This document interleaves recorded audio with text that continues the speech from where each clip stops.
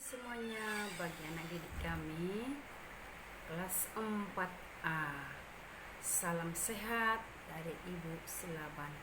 Nah, pada pagi hari ini kita kembali belajar tematik, yaitu sudah masuk kita ke subtema 2, yaitu pembelajaran 1.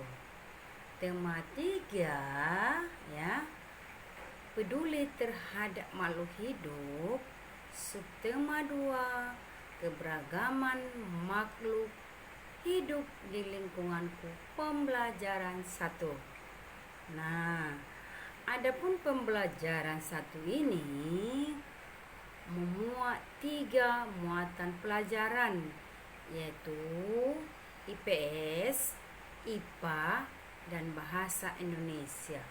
Nah, tujuan pembelajaran ada di situ bisa dibaca oleh anak didik kami di rumah untuk menyingkat waktu ya. Nah, mari kita belajar lebih lanjut ya. Perhatikan, selain tumbuhan, hewan juga merupakan sumber daya alam yang perlu terus dijaga keseimbangan dan kelestariannya. Jika tidak, maka hewan-hewan tersebut akan menjadi langka atau punah, seperti yang terjadi pada burung cendrawasih. Nah, ayo kita cari tahu lebih lanjut tentang burung cendrawasih. Ayo kita amati ya. Perhatikan gambar burung cendrawasih itu. Nah, burung cendrawasih disebut juga sebagai burung surga. Burung yang menjadi maskot Papua ini memiliki warna bulu yang indah. Bahkan kabarnya karena keindahannya juga burung ini jarang turun ke tanah. Lebih sering dia terbang dan hinggap di dahan. Burung cendrawasih juga disebut maskot Papua tadi, yang memiliki warna bulu yang indah. Ya. Warna bulu cendrawasih yang mencolok biasanya merupakan kombinasi beberapa warna seperti, lihat ya, hitam, coklat, orange, kuning, putih, biru, merah, hijau, dan ungu. Burung ini semakin molek dengan keberadaan bulu memanjang dan unik yang tumbuh dari paruh, sayap, atau kepalanya. Warna yang bermacam-macam menjadi salah satu penanda untuk mengelompokkan jenis mereka. Habitat aslinya di hutan-hutan atau tempat tinggalnya ya, habitatnya sama dengan tempat tinggalnya di hutan-hutan lebat yang umumnya terletak di daerah dataran rendah dan hanya dapat ditemukan di Indonesia bagian timur. Burung cendrawasih matikawat ya, diulang ya. Burung cendrawasih matikawat adalah jenis yang menjadi identitas Provinsi Papua. Masyarakat di Papua sering menggunakan bulu cendrawasih sebagai pelengkap atau hiasan dalam pakaian adat mereka. Keberadaan burung cendrawasih kian lama makin terancam. Perburuan dan penangkapan liar serta kerusakan habitat atau tempat tinggal menjadi beberapa penyebab utamanya. Nah, Bulu cendrawasih juga diperdagangkan, digunakan sebagai penghias topi wanita di Eropa. Tapi kini burung cantik ini menjadi jenis satwa yang dilindungi. Beberapa jenis cendrawasih yang masuk dalam daftar dilindungi antara lain cendrawasih kuning kecil, sambil diperhatikan gambarnya ya. Cendrawasih botak, cendrawasih raja, cendrawasih merah dan toa. Nah, Indonesia memiliki ribuan jenis hewan di darat dan di laut. Hewan-hewan tersebut merupakan sumber daya alam hayati yang dimanfaatkan selain untuk memenuhi kebutuhan manusia, juga menjadi ciri identitas bangsa Indonesia ya, menjadi ciri identitas bangsa Indonesia. Hewan sebagai sumber daya alam tentunya perlu dijaga keberadaannya. Mengapa perlu dijaga keberadaannya? Supaya hewan-hewan tersebut dapat terlindungi dan jangan sampai punah atau langka. Selain cendrawasih, masih banyak hewan yang lainnya yang harus kita lindungi. Nah, di sekitarmu tentunya banyak hewan yang menarik perhatianmu. Nah, ayo kita belajar lebih banyak lagi mengenai hewan. Ya, apakah di lingkunganmu terdapat kupu-kupu?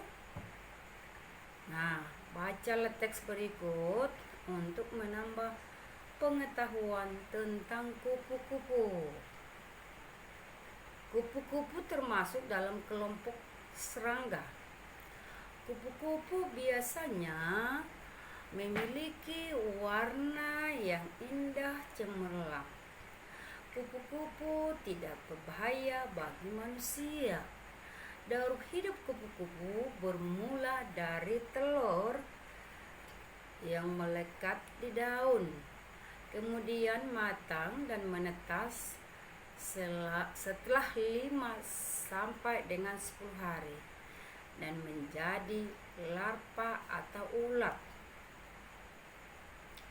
Nah, setelah 2 minggu, larva atau ulat tadi membentuk kepompong yang bergantung di ranting atau daun selama 2 sampai 3 minggu.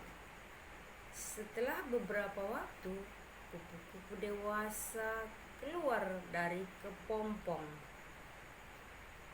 Kupu-kupu dikenal sebagai serangga penyerbuk tanaman yang membantu bunga-bunga berkembang menjadi buah. Bagi petani dan orang pada umumnya, kupu-kupu ini sangat bermanfaat untuk membantu penyerbukan tanaman. Nah, kupu-kupu hidup di dataran tinggi dan di dataran rendah. Kupu-kupu Indonesia banyak ragamnya dibandingkan dengan kupu-kupu dari negara lain. Coba diperhatikan gambar kupu-kupunya ya. Nah, tidak sedikit penggemar kupu-kupu, warnanya sangat indah atau warnanya yang indah sangat menarik perhatian banyak orang. Oleh sebab itu, perburuan kupu-kupu sering terjadi. Hal ini terutama saat merugikan bagi kelangsungan hidup kupu-kupu maupun makhluk lainnya. Nah, kamu telah mengetahui tentang manfaat penting hewan bagi keseimbangan lingkungan. Nah, sekarang kamu bisa ikut berperan sebagai atau untuk menjaga kelestarian hewan dengan membuat poster. Buatlah sebuah poster yang berisi ajakan untuk menyayangi dan merawat hewan. Nah, poster adalah suatu media publikasi yang memadukan antara tulisan, gambar, atau kombinasi keduanya dengan tujuan untuk memberikan informasi kepada halayak. Ya, untuk memberikan informasi kepada halayak atau kepada masyarakat banyak. Ya. Perhatikan gambar poster yang di sampingnya ya. Kita lanjutkan. Kamu dapat menggunakan karton dengan ukuran yang cukup besar untuk dapat terbaca dari jarak yang cukup jauh.